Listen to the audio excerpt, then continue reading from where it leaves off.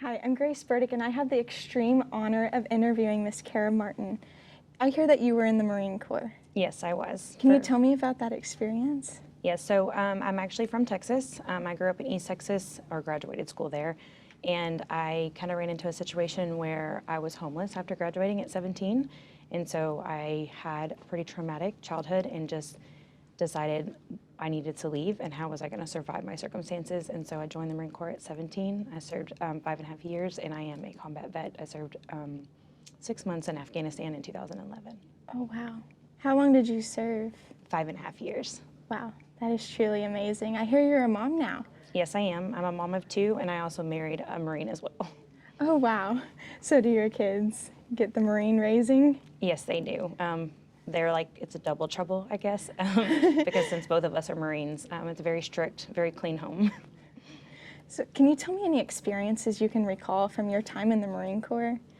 I think one of my favorite experiences was being, my very first duty station was Japan. I turned 18 in boot camp, which was unfortunate.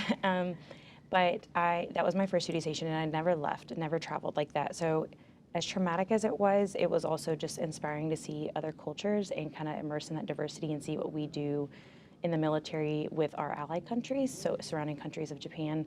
I think that was probably my best experience. And then I did travel. My last duty station was California, and then went to Afghanistan, which was eye-opening as well. There's not a lot of females in the Marine Corps, and definitely not in Afghanistan.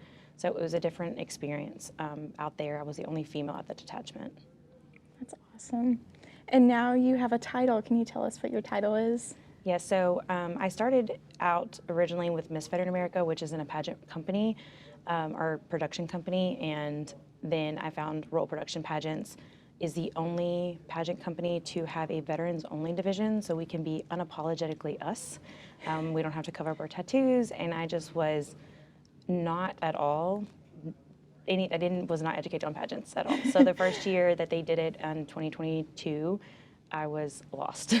They asked us to come back, and so we find that camaraderie and sisterhood again with the different branches competing in our own division. And so this year in June, or actually July 1st, I won the title Miss America Select Veteran.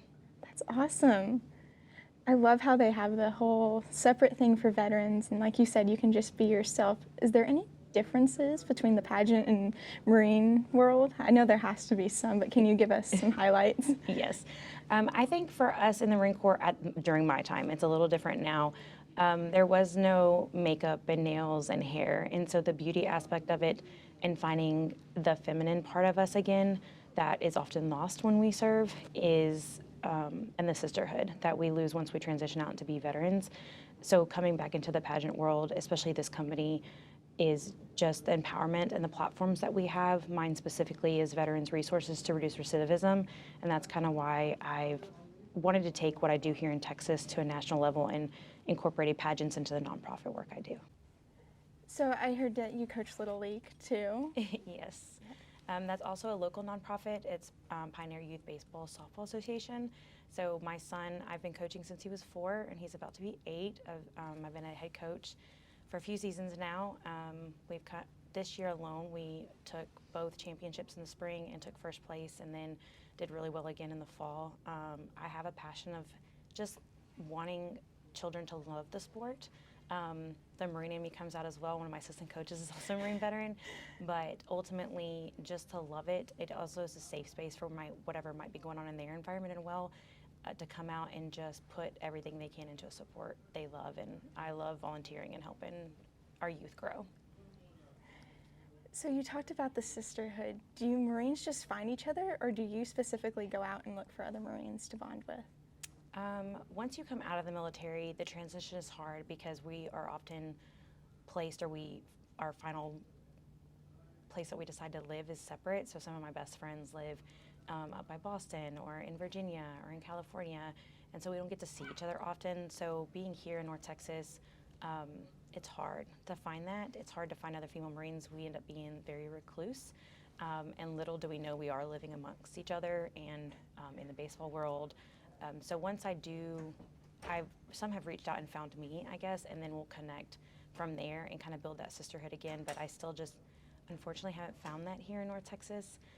So going once a year to compete in the pageants allows myself to be a part of that, amongst other branches. Obviously, there's the women compete. I'm the only Marine this year, so just having that camaraderie with the other female Marines. And it's different when you see the Veterans Division and how we show up and show out is completely different than the other divisions. But I don't get that here, and so that was kind of another thing that I really loved about the pageant system.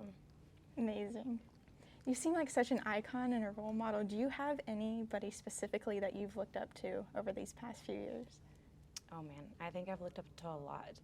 I honestly am very grateful overall for Airpower Foundation. They are the reason where I'm at today, and I would not be here, literally, sitting with you today, which is an honor, if it wasn't for Airpower Foundation and the other services that they provide grants to throughout the nation. So ultimately, at this point, Wanda Cox, the chairman, the first female chairman of Airpower Foundation, has been a true icon. If I only grow up to be half the woman she is, I'll be blessed. So have you been to Skyball before? Yes, I want to say this is my 5th time at Skyball. Wow. It's my first time with a national title at Skyball, but this is my 5th time at Skyball. So you've had a lot of experience with Airpower Foundation. Do you support the cause, and is there anything specifically that you love about what they do? Yes, I absolutely support the cause. I am one of their ambassadors, and I've been an ambassador for many years now. I actually got brought into learning about Airpower Foundation because I was a recipient of their services for a service dog organization that they provided a grant to, and that service dog organization had trained myself and my late service dog, Coco. I was introduced to them, asked to tell my story, and then little did I know other services that I've received and helped other veterans receive are grant funded by Airpower Foundation. So when the VA system fails us, the Veterans Affairs, when we can't get help within the 30 days, or whether it's mental, physical, service dogs, or stuff that they don't offer us, then Airpower Foundation provides those grants yearly across the nation to help us veterans. And ultimately, I always want to continue to give back to those who give to us. Okay. Is there anything else that you would like to say? Just thank you for this opportunity, for being here today and the interview, and it's an honor to sit down with you. Thank you. One last question. Would you do me the honor of accepting my challenge coin? Of course, absolutely. Thank you. Thank you.